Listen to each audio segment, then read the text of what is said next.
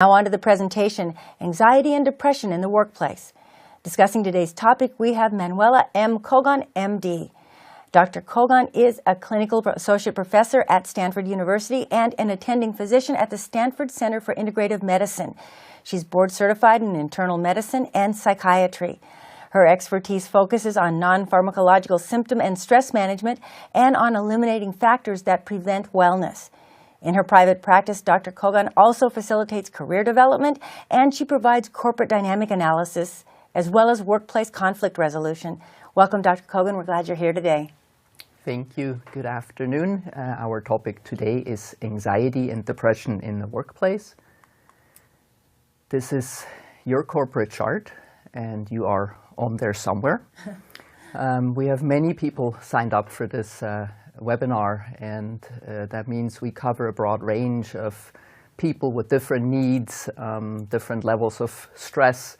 My goal is to get something to all of you. As I said in the description, we need to differentiate depression, anxiety from fatigue, burnout, and distress or stress. For right now, I'm going to lump them all together as the general category of not well. So you don't have to think hard, do I feel depressed, do I feel anxious, how do I feel? Just check in with yourself, do you feel well or do you not feel well? I'm going to demonstrate to you that it's a cumulative process of a regular exposure to something I'm about to describe to you that will result in not feeling well. And what is this? It is actually the absence of something positive that leads to the presence of something negative. And this magic plus is well-being. What I'm going to do is I'll define well-being for you. I will discuss factors that promote and prevent well-being. And if you have lost your well-being, I'm going to show you tricks, techniques, how you regain it, and if you still have it, suggestions how to maintain it. I'm going to, as I said, define it for you. Well-being. These days we Google everything. I hope I'm not promoting the wrong company. But what I found was a state of being comfortable, happy, or healthy. And that disappointed me a little bit because I would expect that I want to be comfortable, healthy, and happy. So I looked for a different search engine, and I lucked out. When I Kogon-Googled it, I was actually able to be comfortable, healthy, and happy. So take a moment. How do you pronounce that? Kogon-Noogle? Yeah. Okay. You Kogon-Noogle. Got it. And because I wanted us to have an opportunity to not just be healthy or happy, but healthy and happy. It might mean something different to you. You can check in with yourself. Would you use the word comfortable, healthy, and happy for your well-being? So I hope I have established that no one wants to feel this. And I hope I'm starting to at least convince you that if you're ongoingly exposed to the absence of well-being, that it will result in the presence of something you don't want to feel. Here we go back to the definition, whether you want to use healthy or healthy and happy, comfortable, doesn't matter, but I'm going to ask you for a self-assessment. And how are we going to do this?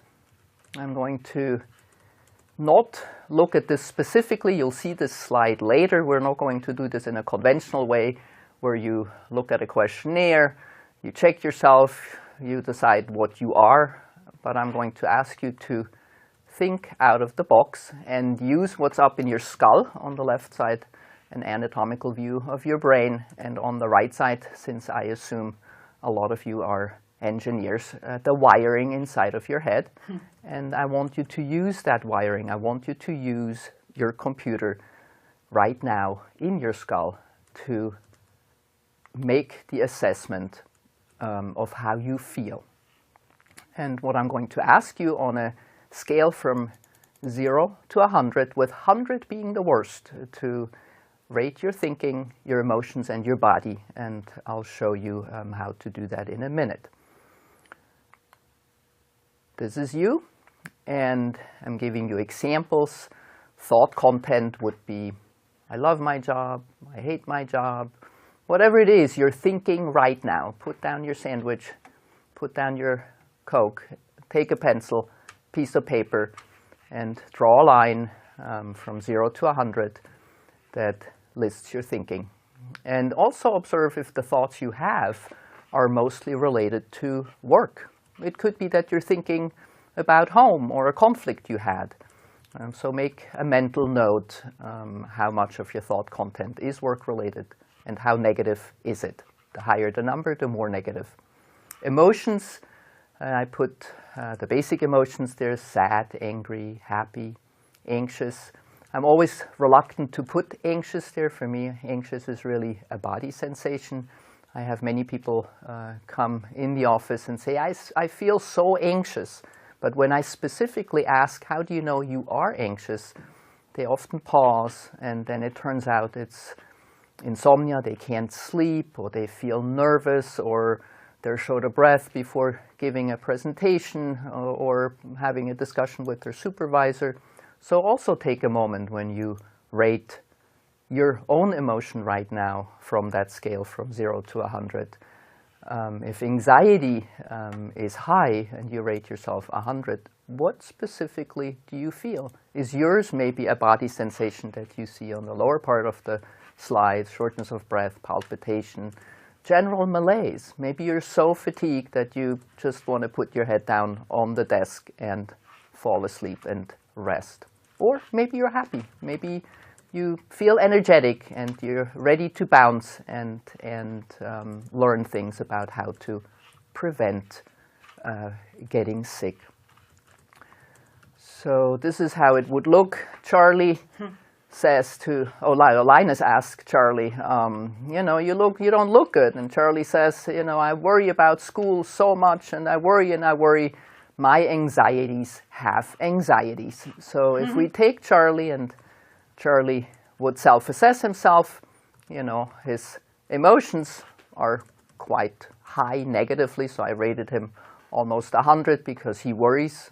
Worry for me is an emotion. His thought content isn't that great either because he worries about school. I assume he worries about grades. Maybe you worry about your performance. What are you worrying about? And his body, I assume, is pretty tense. Maybe he's sitting up all crunched up in school with his shoulders tense. Take a moment and see for yourself. Are you pulling up your shoulders because you're tense? Do you have headaches? Are you fatigued? So the higher the number, the worse you feel. I give you a moment to do this. And some people are actually sending us their answer, but you just mean they should do it. Self-rate yourself. So as I'm going through these slides, I'm giving you proposals, ideas, what to do that we get that number lower. And you can actually, if you rate yourself right now, rate yourself at the end of the talk and see how those numbers changed. So for right now, thought assessment, emotion assessment, and body assessment.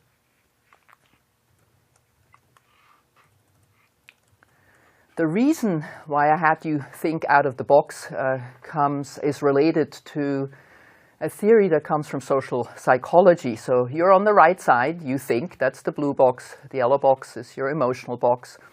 The red box is your body box. And what this theory says is that every time you interact with your surroundings, in this situation with an oncoming car, you will have a reaction. So put yourself in someone's shoes who, sits in a car, or you drive in a car and someone cuts you off. What is your response? Most of us will have a startled response. We might curse, we might get fearful, and it's different for different people. And the important thing about the slide is not just the interaction you have with your surroundings or the car that cut you off, but there can be a vicious cycle within yourself. So the example is insomnia. That would be a body experience. If you don't sleep well, You wake up in the morning, you're fatigued, you drag, you feel foggy, and you can't think. You go to work and you might not be as productive. That's the blue box. Your thinking is not as sharp as it usually is if you're fatigued. And then you get anxious, you get worried about your performance, which is the yellow box. And then if you worry, you stay up at night and don't sleep, and there is your vicious cycle. So this is you, and you interact. And now imagine you're not interacting always with a car. You're interacting with co-workers, and you're interacting with your work environment. If you're chronically exposed to stress, you will have a fight and flight response. Most of you have probably heard that term. Fight, flight, freeze is used quite often, and we don't want you to feel that. This is probably the most important slide on my show that shows what happens with stress, productivity, and performance. On the green side, you see that if we have a certain amount of stress, it's a good thing. Eustress is the fancy word for positive stress. It was coined by the great-grandfather of stress research, Hans Selye.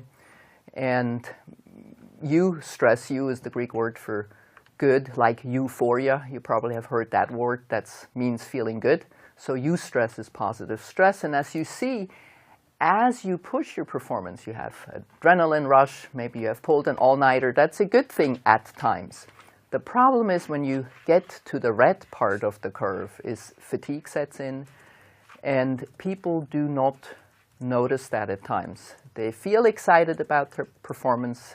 Maybe they have gotten a compliment for their performance, and they keep pushing.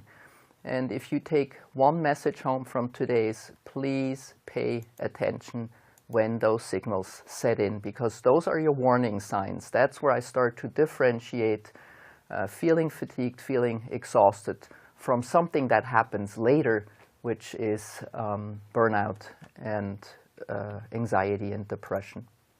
And also differentiate anxiety from feeling anxious. As I said in the beginning, I'm always reluctant to use that word because it's very generic and it means very different things for different people. So anxious is more a body state. It's the result of this fight and flight and freeze response. So I hope I have convinced you that no one wants to feel this. And I hope at this point I have convinced you that the absence of something positive over time, you know, it's no big deal if you don't sleep one night, but if you don't sleep many nights, it will take a toll. So the absence of well-being leads over time to the presence of not feeling well. How is this relevant in the workplace? A lot has to do with expectations. Expectations you have for yourself, expectations others have for you, and expectations you have for others. A big factor in this is communication. Communication often, in a broader term, also means understanding and interpreting. In this comic, if you are a supervisor, how often does it happen to you that you make a request? You're very specific in your language, and you're somewhat surprised at the outcome. Hopefully no one, when you ask for full disclosure ends up sitting naked at your managing table. But pay attention to how you communicate, how clearly do you communicate, and is the perceiving end actually understanding your instructions? If you are on the receiving end, Jeremy finds a note. It says, please bring this upstairs, and he does, and doesn't realize that he totally missed the point of bringing the package. So he brings the note, but not the package. So if you are someone who receives the instructions, how often does it happen to you at work that you feel like you did a decent job, but the feedback you get for it is negative, even though you yourself feel like you followed the instruction? Something I confront a lot in my practice is not just the communication. These two people clearly communicate, but they have a different understanding of their project. So they end up in a misunderstanding, and if you don't communicate clearly from the get-go and check if the other person has your understanding, this will result in conflict. Again, we have these conflicts occasionally. That's not a problem. But if we have these conflicts as a result of not communicating clearly, not feeling heard, not being understood, and misinterpreting, it can be incredibly frustrating, and ongoing frustration leads to fatigue, exhaustion, and in the long run, burnout. In this context, I want to talk a little bit about relativity. So you just saw a slide where the interpretation of what constitutes a house and building a house together was interpreted differently. So our assessment of reality differs.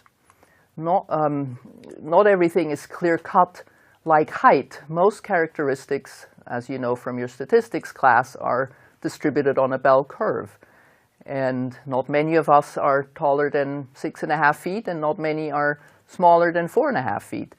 Most of us are in between. But when we talk about characteristics like performance, it's not as clear-cut as this next situation shows. Poor Jeremy, I keep beating up on him today. Again, mom says, put the dishes down, take them off the sofa. He says, sure, no problem. He puts them on the floor, and he's actually pleased with himself. He did fulfill the task and doesn't even realize that his mom is not happy with the job. So he himself looks at his performance as above average, while his mom is not happy and puts him on the lazy side. He doesn't even know about this. And the difference between this assessment is what causes the problem. It also goes the other way around. I work with people who have incredibly high expectations for themselves. They actually perform at a high level all the way on the right side of the curve. But they even get positive feedback, but their perception of their performance differs from their positive feedback. So they have a negative rating of themselves, even though they get plenty of feedback. So that would be an illustration where your intrapersonal conflict can result to a problem, even though you do get positive feedback at work. This principle of relativity also applies to situations. This joke plays on the glass is half full versus half empty. And the next topic, as we move out of communication into your role at the organization, in the organization. Whether this is, again, your organizational chart, you can take a minute to place yourself, whether you're here or here, makes a difference with respect to how you feel and the needs you have. What makes a person happy in the higher parts of an organization? Something very important in this role is you have a lot of responsibility.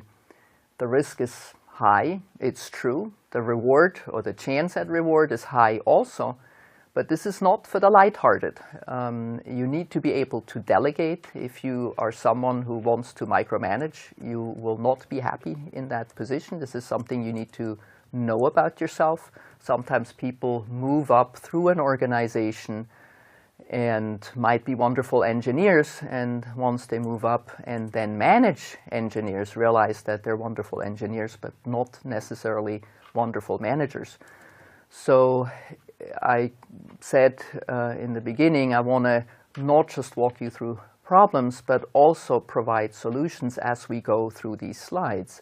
So take a moment to see if any of this applies to you. Is there a principle that you connect to that you feel like you might be out of sync with yourself, with your own expectations for yourself, or expectations for others? Or you have moved within the organization and at one point felt very good about what you're doing, and even though you're still in a similar area, now feel like it's not the right fit. As I said, it's not for the lighthearted.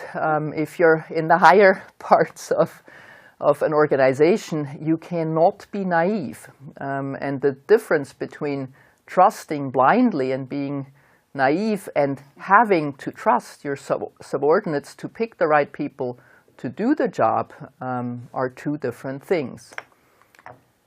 I wouldn't go as far as to say only the paranoid survive, but it is one of your very own who said it, who unfortunately is no longer with us. Andy Grove just died this last March.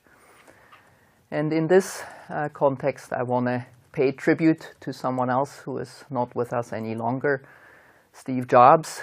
I don't know how many of you have seen the movie Steve Jobs, not the documentary, but the feature film. I want to pick a scene to illustrate something that can be challenging in the workplace, but also rewarding. He's about to present, I think it's the Macintosh, and he's totally hung up that it has to have voice. And Wozniak says, I can't make this happen. We're 30 minutes away from the presentation, and I have a 1 in 6 chance of this to work. Just let it go. Don't do it. Jobs is very mad, and they argue, stressful for both of them. And he says, just bring it up to 5 out of 6. Just make it happen. And Wozniak, has 30 minutes or an hour with his engineers to make it happen. And fortunately, it works out. So put yourself in both of these men's shoes. Jobs, the visionary, who really wants something to happen, and Wozniak, the brilliant engineer, who can actually make it happen. Jobs can't make it happen, but Wozniak has to follow his vision to make it happen. So it's stressful for both of them, but can also be very synergistic. Imagine when you work together in a way where two people bring something to the table where they do need each other, and as a whole, you create a product that then is very successful. Now we're going to a place on your organizational chart where most of us are.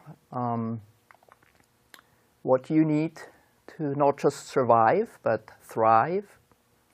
And I hope it's not as bad as this Dan Piraro comic. It says, all you get is a cubicle and, a crummy retirement program and, an insufficient apartment. And, Bizarro often is off the wall in his comics, but hits an important truth. So if you are a contributor to your big, huge organization, most of you work for very, very big companies, we do want to feel a sense of contribution and also contribute meaning. Security is something important that most of us need. You need that paycheck if 50% of your money goes to the rent every month.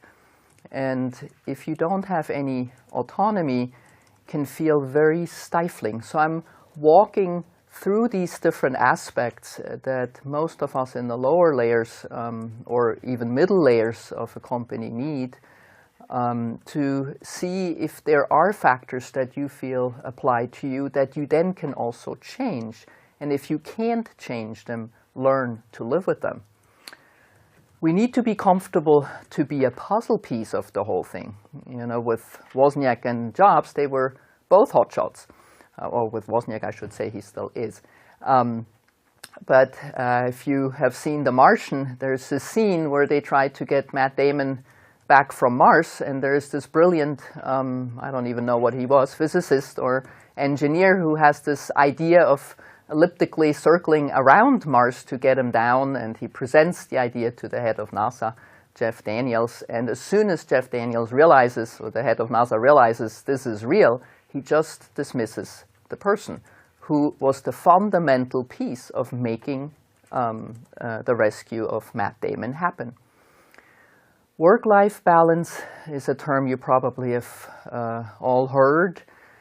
There I want to go back to my curve with the green and the red part. If you work and you're so exhausted at the end of the day that the only thing you can do is go home and sleep, then you have to take a closer look at your work situation.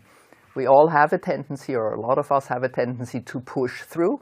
You're on the green side of the curve, you have this adrenaline going, you kind of like what you're doing, but you miss the point on the top of the curve where your performance goes down when you become fatigued, exhausted and burned out. So if some of you wake up in the morning and are dragging and feel like they can barely get out of bed, it's time to do something. A term that's not that often used but as important is work-work balance. So if you are the person who makes copies all day long and that's the only thing you do, you need some enrichment someplace else. Sometimes the job requires to just do the copies. I assume some of you have seen The Intern, and where Robert De Niro, he has many experiences for many years, I think as a VP, but now all of a sudden he's an intern and he does everything he's asked very, very competently and graciously. So even if you are the one who makes copies all day, that's at times what the job requires. And if the job doesn't allow you to get work-work balance, you need work-life balance. Creativity is something a lot of us want. Fairness I'm going to talk about in a minute.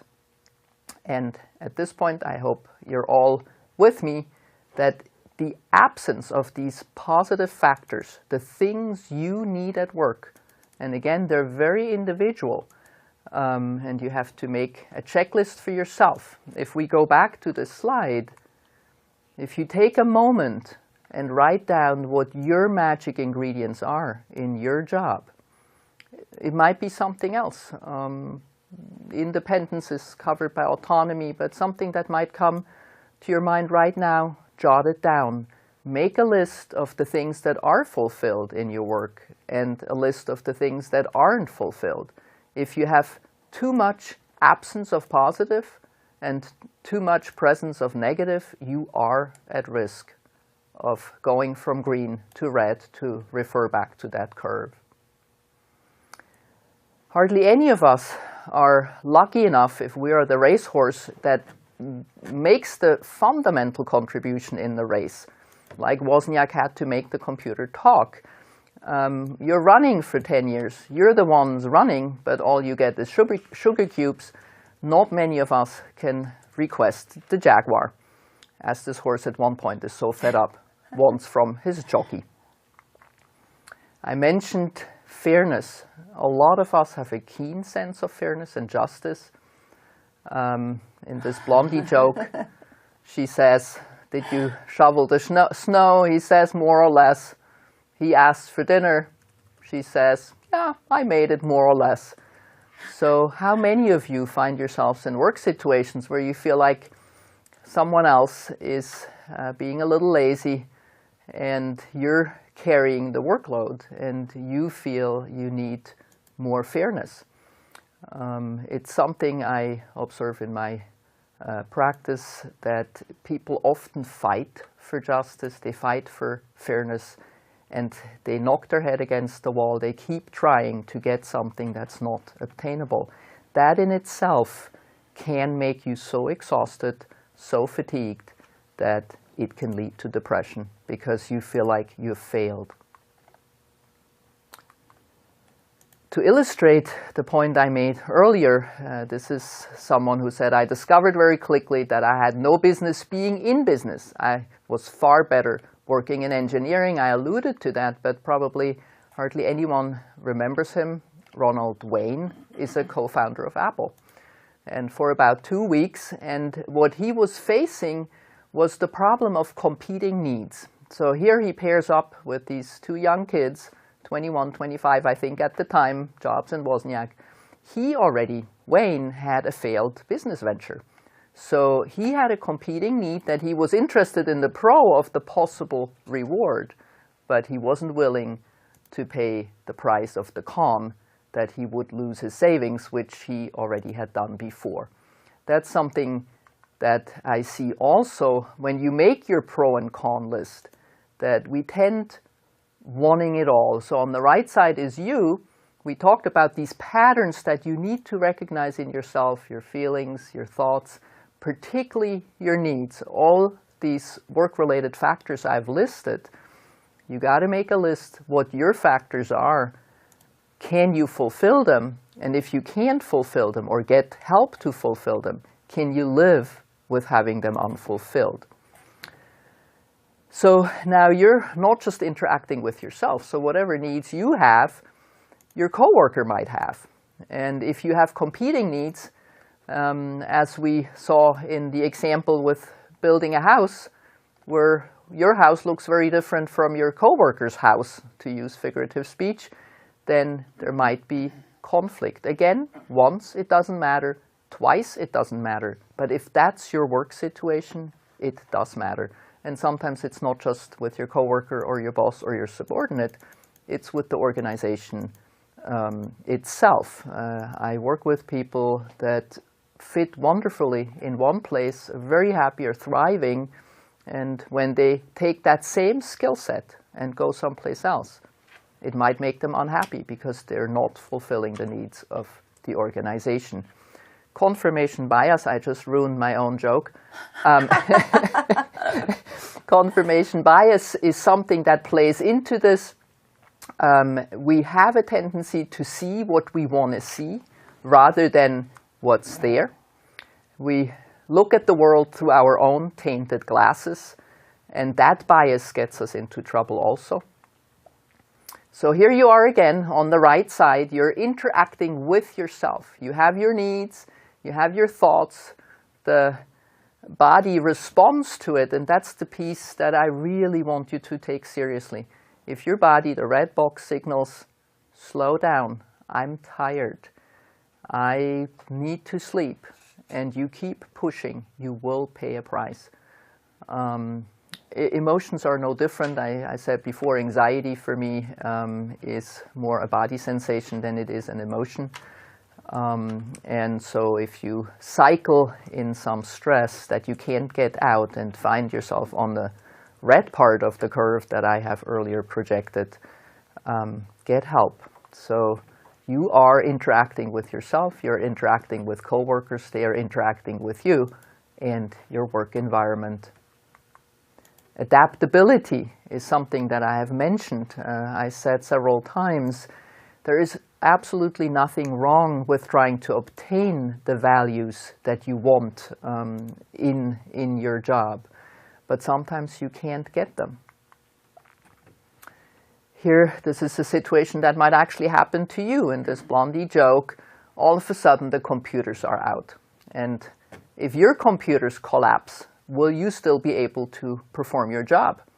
They need piece and paper, and they're complaining, what? We have to do the job with a piece of paper? Someone says we might not even have paper. But these situations do happen. Your computers and your electronics do collapse. And if I now drop you up on Laguna Honda without a cell phone, how many of you actually know how to get back? Times change, cultures change, and you have to adjust to them. Right now, you are the hot ticket in town. You are, most of you are probably millennials.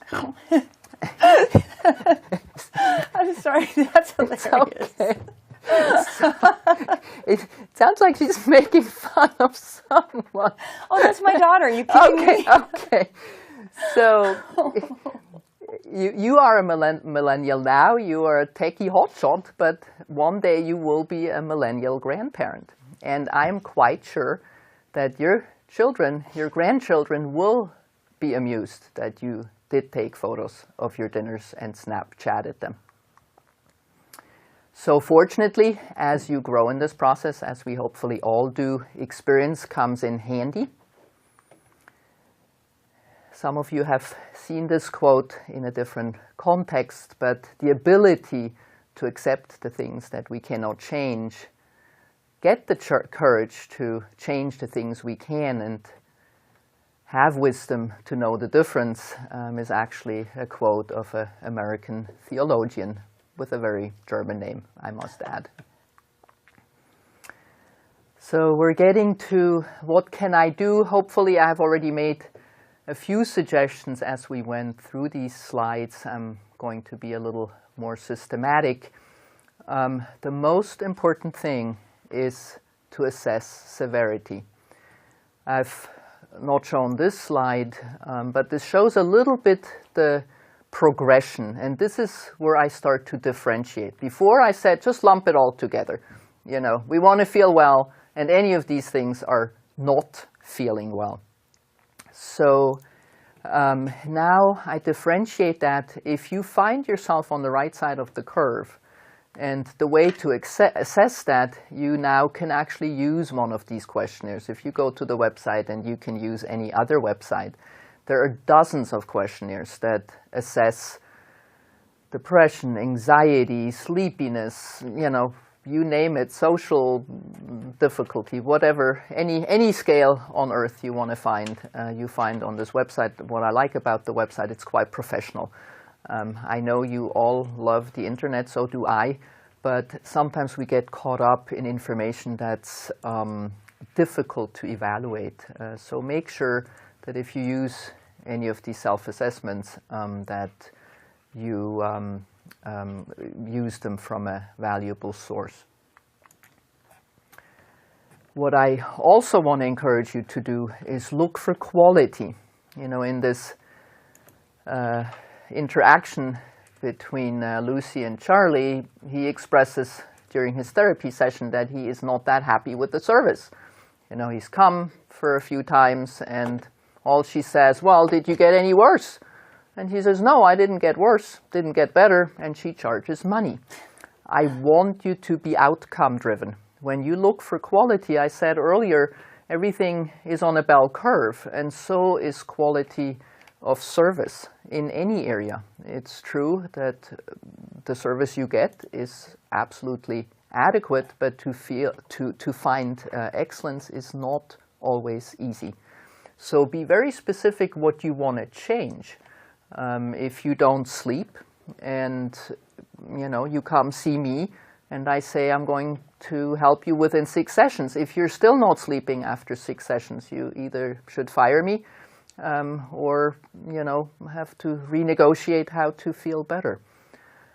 For the people I said, so the people who are on the right side of the curve, back to that slide I pointed out as the most favorite and most important slide, going from green to red, the further over on the red side you are, you need to get help yesterday. If you're fortunate to still be a little more on the left, I know this is a very, very fast-paced world, but unless you slow down, you will not be able to assess what I asked you to assess. You will not be able to assess the values you need in your work. You're not able to assess other people's values and find a way to negotiate. So this is Josef Pieper, a German philosopher. It's funny, in German, people always say German is a very complicated language, but the quote in German is actually only 4 words, nur der Schweigende kann hören. And here it's translated as, leisure is a form of that stillness that is the necessary preparation for accepting reality. Very true. Only the person who is still can hear, and whoever is not still cannot hear. I know you have a lot of pressure on you, a lot of expectations. Productivity is important, I understand that. But unless you give your body an occasional break, even if it's just 1 minute, sitting in front of your computer, turning off the screen, taking a breath and reflecting on what you've done today, whether you're content, anything that connects you to something funny can be helpful. So it's not enough to say, I tried to think positive, but it didn't work. To think positive is not that easy. I'm taking you back to yourself. We're often said, you know, you got to be happy, you got to, you know, think positive.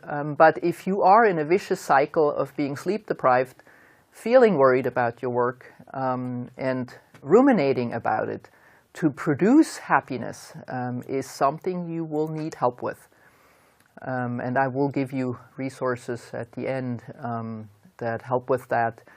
I do also workplace conflict mediation. So sometimes you are at conflict with yourself, with your expectations, but sometimes that conflict can be with someone else or your workplace. Can we find peace so you can be productive, which is ultimately what we all want. Your company wants that and you want that.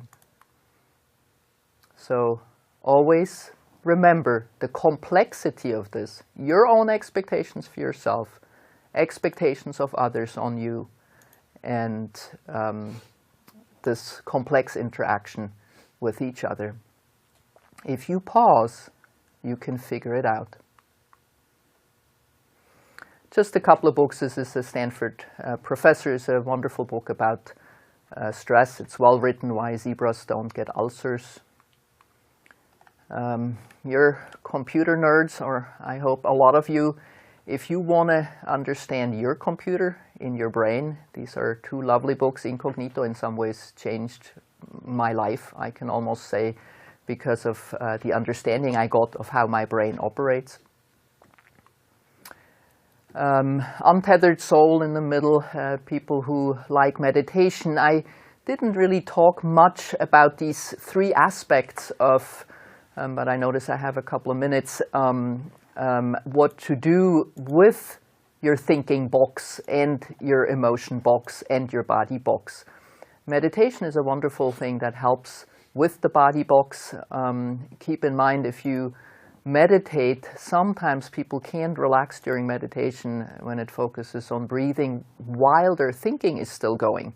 So you might use one of these apps that says take a breath and relax, but if your brain is still going at 100 miles a minute, you can breathe all you want, you will not relax. So that's in part why I presented you with this particular model, why it's important to understand your thinking, to understand your emotions, and to understand your body.